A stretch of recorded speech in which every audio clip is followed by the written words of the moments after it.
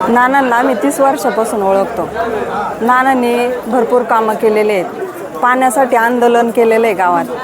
त्यांनी आंदोलन केलं म्हणून आमच्या उंबरे गावाला पाणी आलं आहे. भरपूर पाणी भेटलं आहे. प्रत्येक दिवस आता पाणी भरपूर भेटतं ना आम्हाला. त्याच्यामुळं असं वाटतं प्रत्येक वेळेस आम्हाला नानांची आठवण येते. पाणी जर बंद झालं तरी नानांची आठवण येते. आणि पाणी आलं ते खरं नानांमुळेच आलेलं आहे.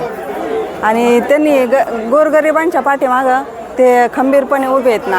नाना म्हणजे आमचं दैवत आहे. ते जर आमदार झाले ना राहुरी तालुक्याचं ते राजा होऊ शकतात. नाना म्हणजे एक व्यक्तिमत्व खूप मोठं आहे. त्यांची बरोबरी कोणीच करू शकत नाही. नानांची बरोबरी कोणीच करू शकत नाही. एकच नेता म्हणजे नानाच.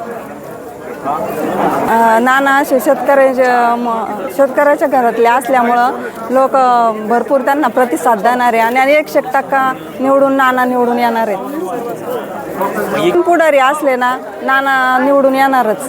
कारण गोरगरिबांचं त्यांना साथ आहे.